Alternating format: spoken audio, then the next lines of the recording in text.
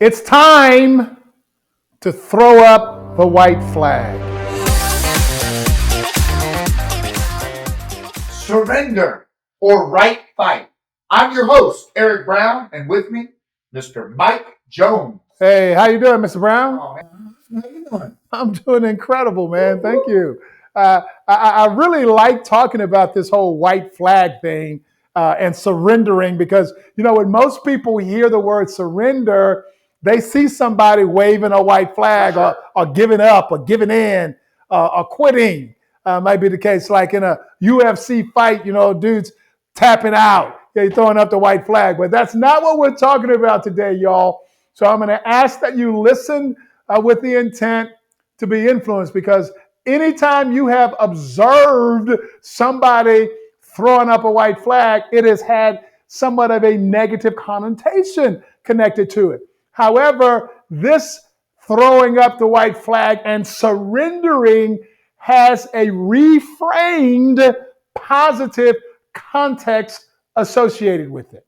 Yeah, and I think most people look at that negative of giving up when in the context that we're talking about, it's not about giving up. No, it truly is about understanding that when you allow yourself to throw up the white flag and you allow yourself to surrender, you are allowing in an emotion that some people see as weakness, and it is called vulnerability. I want you to know as we get into this message today, vulnerability is not synonymous with weakness. It does not mean that you are weak when you allow yourself to be vulnerable. In fact, I can tell you as a 6'4" man weighing 230 pounds that some of the most powerful moments that I have experienced in my relationships is when I allowed myself to be vulnerable. Yeah, so vulnerability is not synonymous with weakness at all. In fact, if you want to experience true courage, go be vulnerable. Absolutely. And vulnerable in the context of this, or throwing up the white flag, does not mean being passive. In the context of this conversation, surrender does not mean the above definitions of giving up or giving in. It means to just allow yourself to be vulnerable, to allow the resources and the people around you to go to work for you.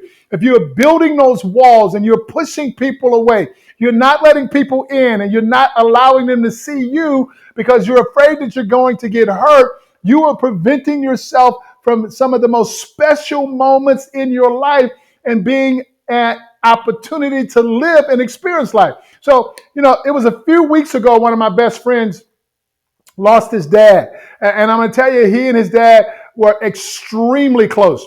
My best friend is an only child, and the passing of his father was very tough for him. I also learned last week that one of my team members that I am coaching had a miscarriage. And during the coaching session, she revealed to me that she had had this miscarriage and that she was working really hard to be positive in the midst of that circumstance. I said to her that sadness is not negative. Man, I feel like I need to say that again because I've had so many people that have had loss in their life who feels like if they're being sad, that they're being negative. They are not the same thing, y'all. Pausing for a moment and asking why is not negative. Grieving the loss of a loved one is not negative. As we continue our coaching session, she and I became crystal clear, and it became crystal clear to me that she was absolutely a Herculean woman. It was absolutely clear that she was grounded and that she was able to allow herself to be vulnerable. During our coaching session, I said to her that everything that happens to us also happens for us. Somebody going through that in that moment has a hard time seeing or believing that.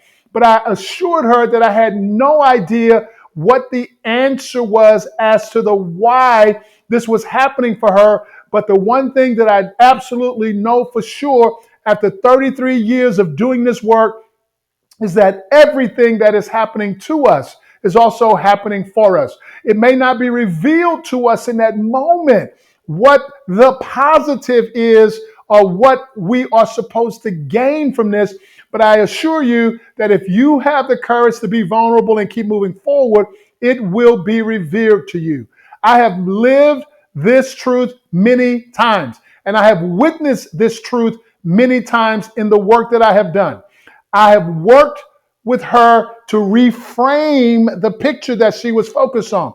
So we started a conversation about all of the things that she was grateful for, the healthy children that she already had, a supportive, loving husband. I mean, a large number of family members and friends that were there nurturing her, embracing her, and propping her up at this absolutely bad moment for her. Yeah, the reframe is absolutely critical because a lot of times we build these walls and those walls go up and people see right through them anyways. So if we just be vulnerable and tell people what's going on, quite often other good things come out of it. Yeah, and that's exactly what her truth was as well, Eric. By sharing that with me and allowing herself to be vulnerable, she absolutely gained so much from the coaching session and from the situation of being able to reframe it and see all of the positive things that were occurring around her and how much support she had. I got to say this out loud if I can take a pause for a second, y'all. You don't really know the truth as it relates to any relationship that you're in unless you have experienced some adversity in that relationship. You don't know how much they really love you until you go through some stuff. You don't know how well they're going to support you until you deal with some stuff. So you don't really know the truth. And I know in this moment, she knows the truth as it relates to the support that is around her and how people were there for her. Now, I got to say this out loud. I was reminded this week that vulnerability is not a sign of weakness. It is absolutely not. It is a strength. And as I allowed myself in the past couple of weeks to be vulnerable by communicating a challenge that I was dealing with, people came out of the shadows to support me. You may never know the truth. You will never know the truth as it relates to what's really going on in those relationships until you surrender and allow yourself to become vulnerable and let the resources and the people around you show up for you. Yeah, so what has happened to you is also happening for you. You heard it here first, out on the edge, y'all. And yeah, you want to talk about being vulnerable, baby? Get out on that edge. I guarantee you will know what vulnerability is. And if you are not living your life out on that edge, you are taking up far too much room. Here we go.